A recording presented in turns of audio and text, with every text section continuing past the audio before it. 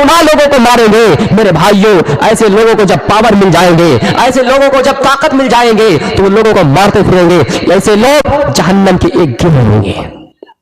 मसलन हम पुलिस वाले हैं, हमारे पास ताकत है, हमारे पास सारी चीजें ताकत है, हम प्रशासन हमारे साथ है, हम आर्मी है, हम फौज है, हम सेना है, हमारे पास लाठी है। लेकिन अगर आपने उस लाठी का गलत इस्तेमाल किया, अगर आप उस लाठी को बेकसूर और बेगुनाह लोगों को मारे, बेकसूर लोगों के ऊपर लाठी चार्ज किए, तो याद रखना कयामत के दिन आपका शुमार उन जहन्नम के दो गिरोह में से एक गिरोह में होगा।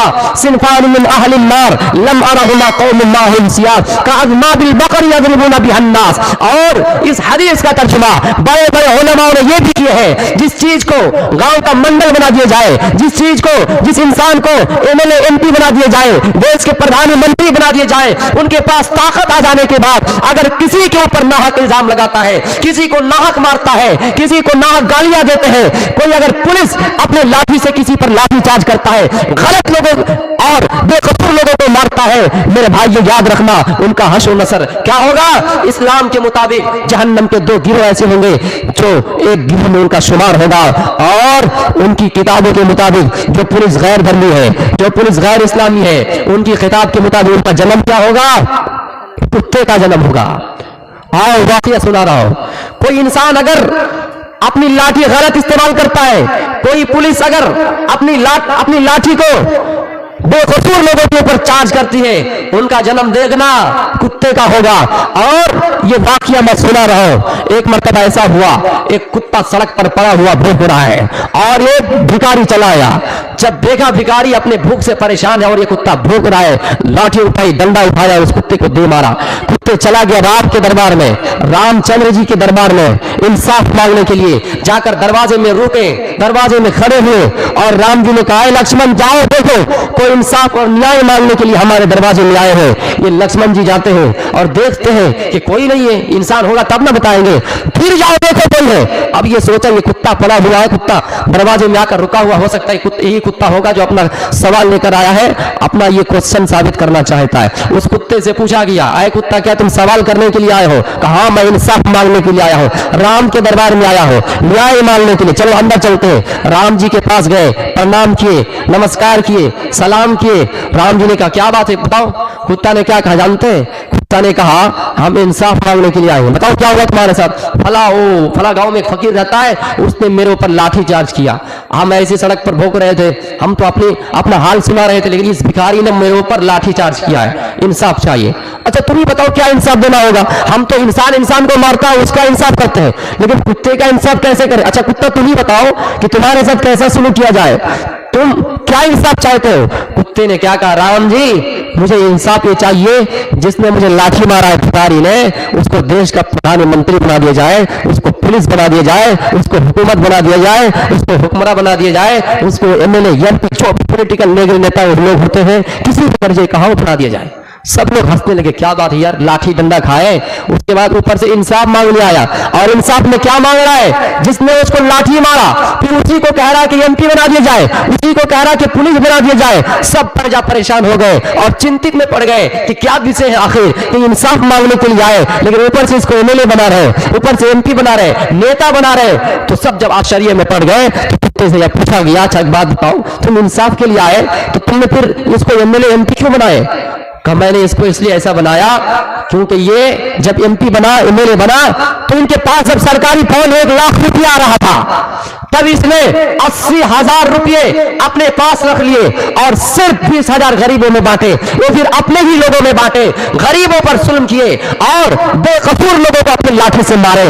इसलिए मैं भी पुराने जमाने में जब मैं ऐसा हाकिम था, ऐसी पुलिस थी, ऐसे प्रशासन थे, जब मैं बेकसूर लोगों को मारता था, जब मैं बेगुनाह और बेकसूर लोगों के नाहक पैसा खा रहे थे, तब मुझे ईश्वर ने कुत्ते का जन्म दिया।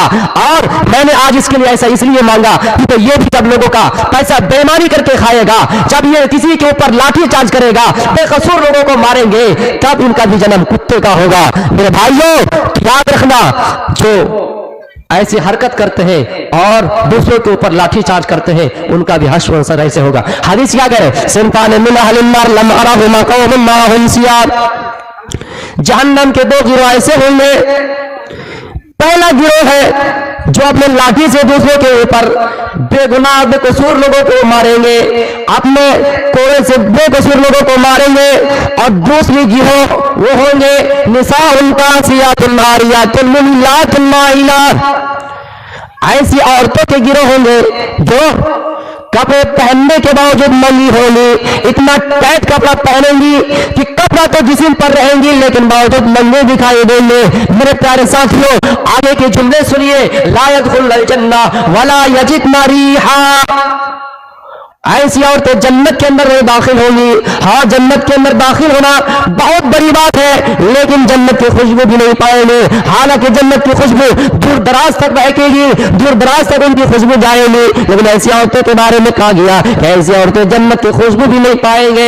आए मेरे प्यारे साथियों, या अय्युहन्नास तक़ू रब्बकुम, अपने रब से डरो, इसलिए कि इन्ना ज़ल्ज़लतस साअति शैउन अज़ीम, क़यामत का ज़ल्ज़ला, क़यामत का ज़ल्ज़ला बहुत बड़ा खतरनाक है। बिल्कुल ये तुम्हें क़यामत के होना की बहुत बड़ा खतरनाक है। अल्लाह के नबी हदीस के अंदर फरमा रहे हैं, हाँ सुनो, जब यौम युफ़ख़ु फ़िस्सूर फ़तातूना अफ़वाजा, इसराफील सूर में फूंक मारेंगे, अल्लाह का ये हुक्म होगा, सूर फूटेंगे और लोग दौड़ते हुए जाएंगे, अपने जिस्म से कपड़े उतर जाएंगे, नंगे हालत में दौड़ेंगे। हज़रत आयशा रज़ियल्लाहु तआला अन्हा का बयान है, अल्लाह के नबी को फरमा, अल्लाह के नबी से कह रही है, आए अल्लाह के नबी, जब लोग नंगे मैदान में जाएंगे तो क्या एक दूसरे को देखकर नहीं शर्माएंगे? अल्लाह के नबी फरमाते नहीं आयशा, ऐसी बात बिल्कुल नहीं है, ऐसा कंडीशन बिल्कुल ही नहीं है। ये एक दूसरे को नहीं पहचान सकेंगे, वो अपनी ही खबर से परेशान रहेंगे, अपने शोर से परेशान रहेंगे, एक दूसरे की तरफ झाँककर नहीं देखेंगे। मेरे भाइयों, सूरह हज की पहली और दूसरी आयत हमें क्या बतला रही है? यौम तरौनहा तज़ालु कुल्लु मुर्ज़ियातिन अम्मा अर्ज़ात, जब उस दिन तुम देखोगे कि हर दूध पिलाने वाली औरतें, हर दूध पिलाने वाली लड़कियां, हर दूध पिलाने वाली माएं अपने दूध पीते बच्चे को भूल जाएंगे, और तुम देखोगे वो तज़ाउ कुल्लु ज़ाति हम्लिन हमलहा, और जिसके पेट में हमल रहेगा, जिसके पेट में बच्चा रहेगा, इस हाल में दौड़ेंगे कि अपने पेट का बच्चा निकल जाएगा, लेकिन किसी को एहसास तक नहीं होगा। और तुम देखोगे वहां तुम सुकारा, और तुम देखोगे लोग पता ना सके सुकारा, लोग मदहोश पड़े हुए, बेहोश पड़े हुए, हालांकि ये बेहोश नहीं पड़े हैं। ये क़यामत का ज़ल्ज़ला बहुत बड़ा खतरनाक है। आए इंसानों सुनो, फिर आगे का सफर ऐसा होगा, लोग दौड़ पड़ेंगे और पसीने में डूब जाएंगे। कोई टखनों के बल किसी का पसीना होगा, कोई घुटनों के बल किसी का पसीना होगा, किसी की पसीने उनके थोड़ी तक होंगे। ऐसा क़यामत का होना की बयान किए गए हैं। आए लोगों, अल्लाह के अज़ाब से डरो, क़यामत के होना से डरो, और अपने अमाल की इस्लाह जरूर कर लिया करो। हाँ सुनो, मैं आपको बता रहा था, सिनफ़ान मिन अहलिन नार, क़यामत के जहन्नम में दो गिरोह ऐसे होंगे, लम अरहुमा कौमुम माहुम सियाब, उनको अल्लाह के नबी ने अपने ज़माने में नहीं देखा, उनको अल्लाह के नबी ने अपने ज़माने में नहीं देखा। इस हदीस से ये बात पता चलता है, इस हदीस से बात साबित होती है कि एक ऐसा ज़माना आएगा